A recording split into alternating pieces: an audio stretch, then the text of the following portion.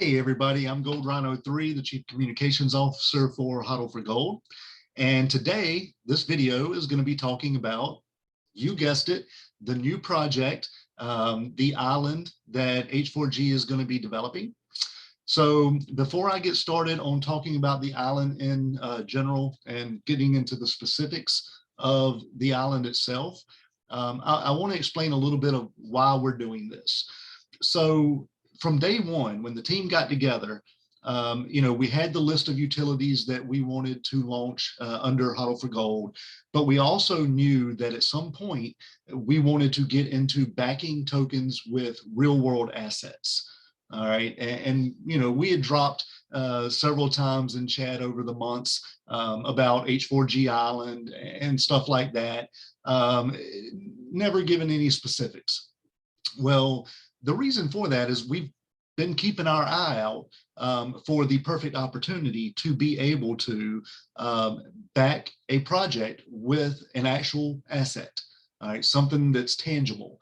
And this is very important because, as you know, the market's been extremely volatile the last couple of days and really the last 2 weeks. But think about this. If a token is backed by something tangible, real world real estate asset, then it becomes fairly stable. And it really only goes up as you make improvements to that piece of real estate. So this has been our plan from day one. And a big part of that is because a lot of us, me, Diamond, 24K, Millie, and Free Tissues, we all have a background in either real estate, construction, procurement of real world assets, and just the overall,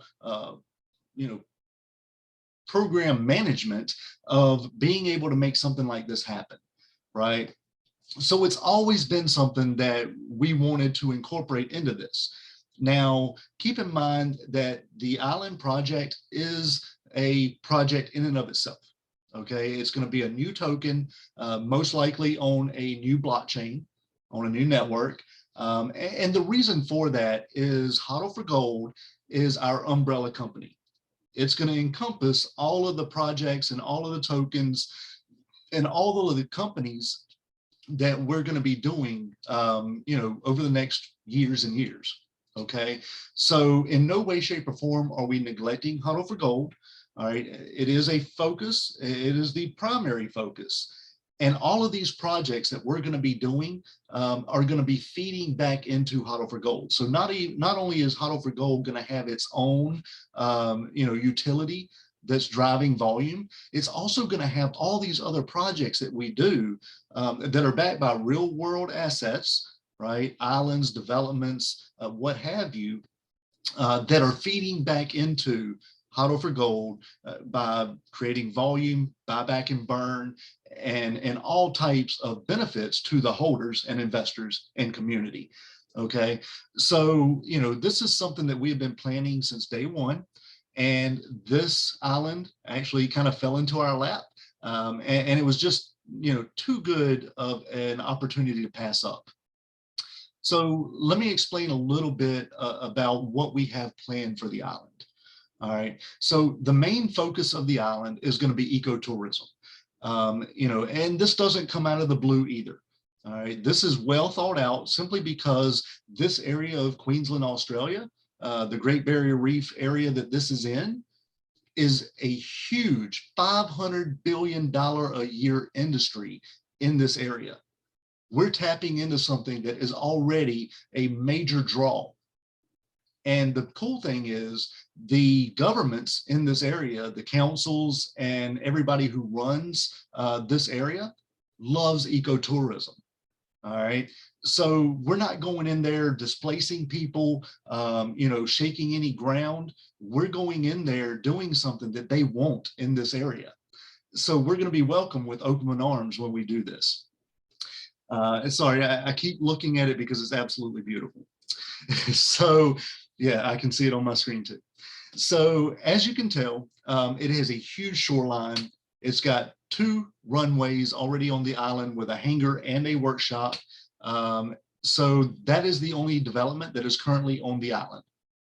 All right. Other than that, it's raw land. It is already approved for development. So we don't have to go through any of the red tape that it takes to get approved for development. It's already been approved for development. I'll get into more on the actual development here shortly.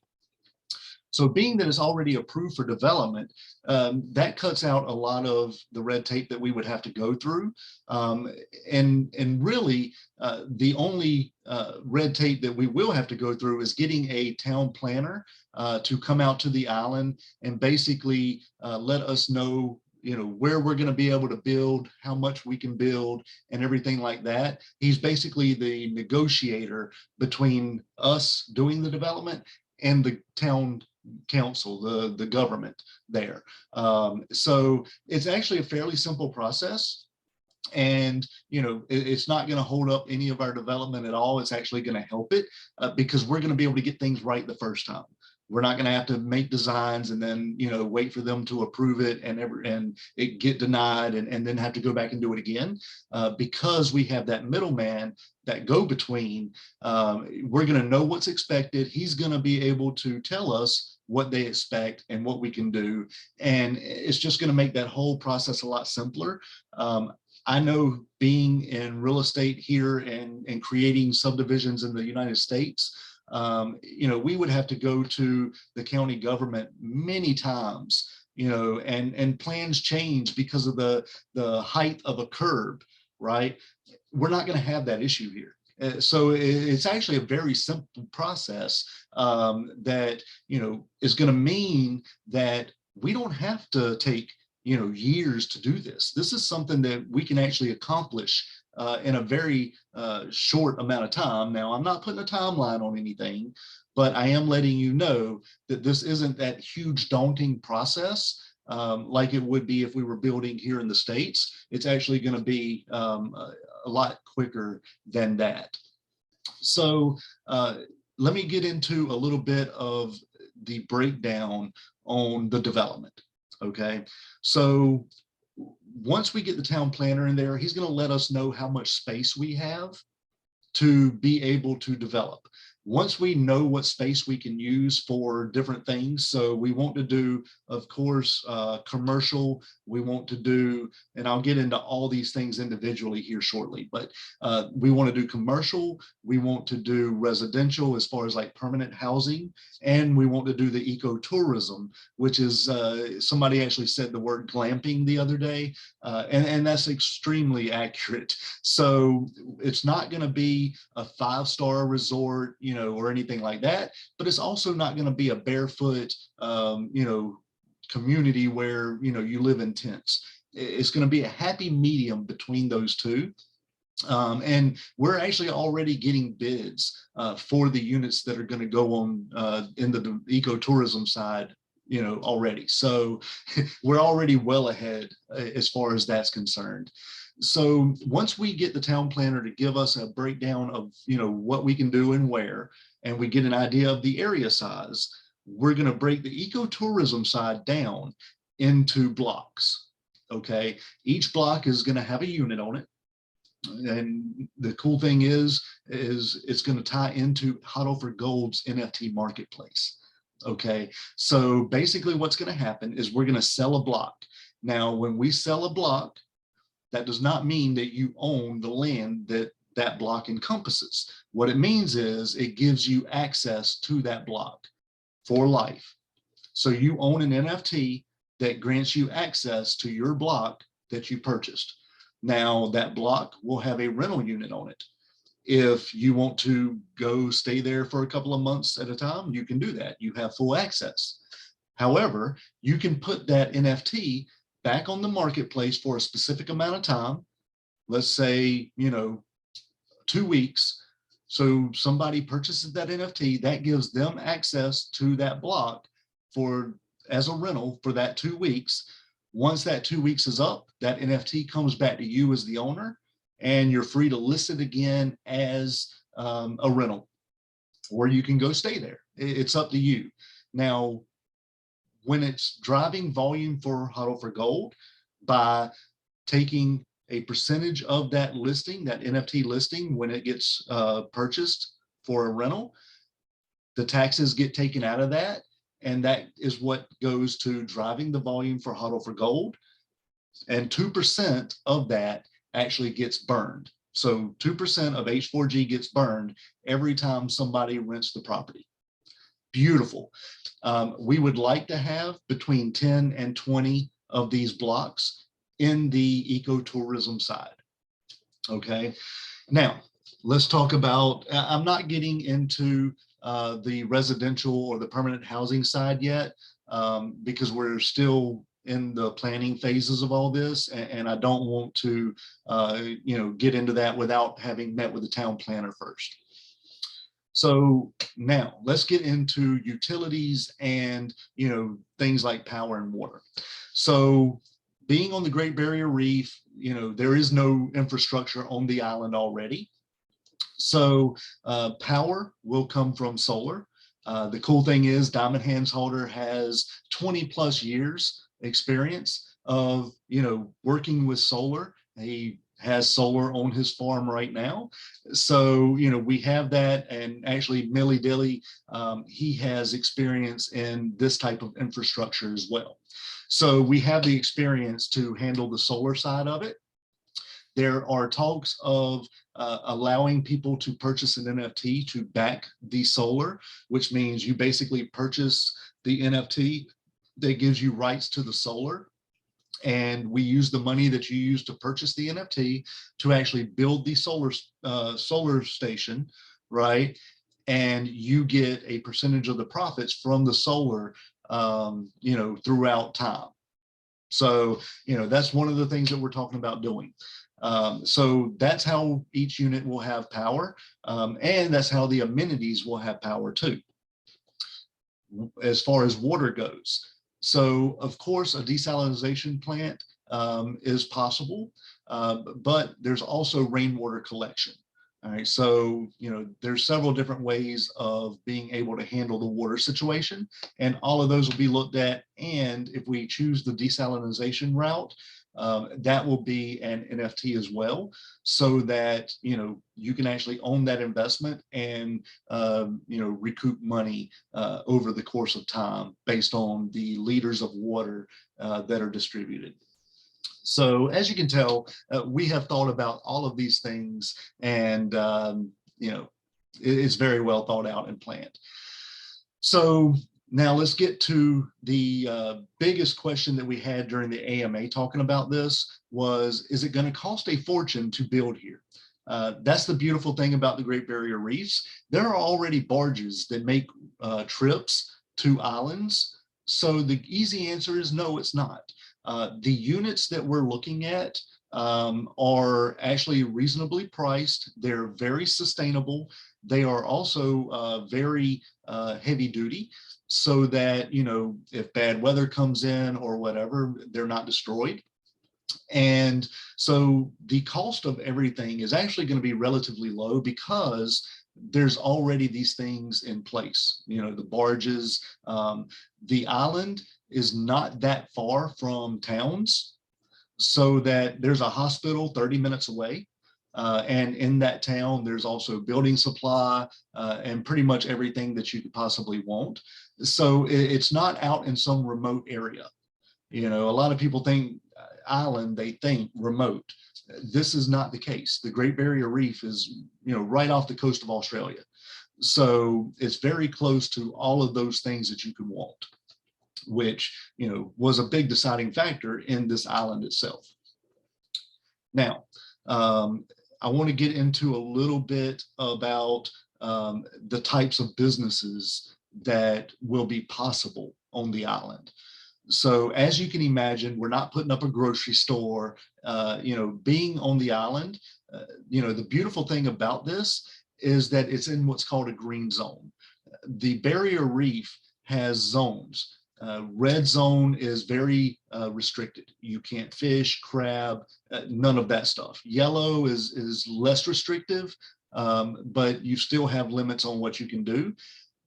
This island is in a green zone, which means fishing, crabbing, all of that stuff is allowed. And so, we're going to be able to, do things like fishing tours, charters, whale watching, scuba diving, glass bottom boat trips, all of those things. Of course, helicopter tours are possible. The possibilities are really endless when you think of things that A, don't harm the environment, and B, are things that don't include building these huge structures, right? Somebody asked me if we could have a coffee shop on the island. For those of you who know me, know that I have owned a coffee shop, and I would like nothing more than to be able to have a coffee shop. Unfortunately, most likely the answer on that is no. However, you can bring your own coffee maker and make your coffee, and if somebody wants to buy one for 1,000 H4G, who are we to say no? So that's the beautiful thing about this area, is that you're going to be able to fish, crab, do all that stuff, so that you can go out there, fish off of the beach, and catch your dinner if you want to. There are talks of having a restaurant that uses locally sourced meats and vegetables and stuff like that. So, that's going to be something that we have to decide based on what the town planner says. But it is highly possible that we could do that. So those are some of the businesses that we know are going to be a thing. Who doesn't want to whale watch and see dolphins and everything like that? Also, I do want to touch on this briefly. There are koalas on the island. Okay, because of all the wildfires that Australia has gone through over the last couple of years, koalas have migrated to the island, and because of that, the island actually goes up in value. And we're going to be able to work side by side with the county governments and the trusts that protect the koalas, to make sure that we're not infringing upon anything that could endanger the wildlife that's on the island. A lot of people like me who have been in neighborhood development and everything like that see a red flag when you talk about a species that is protected on a piece of property. The beautiful thing about this is, as long as we do what we have to do to protect them, it's really not going to hinder the development. So I want to get that out of the way first. I want to acknowledge that that is a thing, but at the same time, we're in the middle of doing our due diligence right now, and getting advice from the attorneys that are involved, to make sure that everything is copacetic. And honestly, once we get past that and we find out that everything is going to work out perfectly the way we want it to, all we have left now is to sign, and we take ownership. So as of right now, that's what we're doing. We are getting advice from the attorneys and everybody involved, as far as the government and everybody who wants to protect the koalas, to make sure that what we want to do is possible. And every word that we have gotten so far is that because we want to make sure that we take care of the environmental side and actually build up the reef and protect the koalas, that it is not going to be an issue. So I do want to get that out of the way first and foremost. All right, so let's talk a little bit about what we plan on doing as far as maintaining, right? So everybody knows that once the initial cost of development is done, it doesn't stop there, right? You have upkeep, you've got maintenance, you've got, how do you get rid of the trash that gets built up? You've got all of these things that don't stop at the end of development. They actually keep going, and they actually get larger over time the more people start coming to the island. So obviously, a part of the tax is going to go towards the maintenance and sustainability of the units themselves, the grounds, the island. It's also going to go towards building up the reef and protecting the area around it. So all of these things have been thought about, and it is covered. As far as refuse or getting the trash off of the island, again, barges come around and you load the trash up onto the barge and they haul it to the mainland. So all of this is covered. It's not a huge expense, but it is all paid for out of the profits and the taxes that are going to come from the businesses, the NFTs, and everything else that we have as far as amenities and all of that stuff. So all of that has been really well thought out. I'm not going to get into the tokenomics yet. We do know that the tax is going to be 15%. 2% of that goes to buyback and burn H4G. A percentage is going to go to that maintenance and everything like that, and further development. So I'm not going to get too deep into that. So the last thing that I want to talk about when it comes to the overall island is, as you can see on the video right now, that's the runway.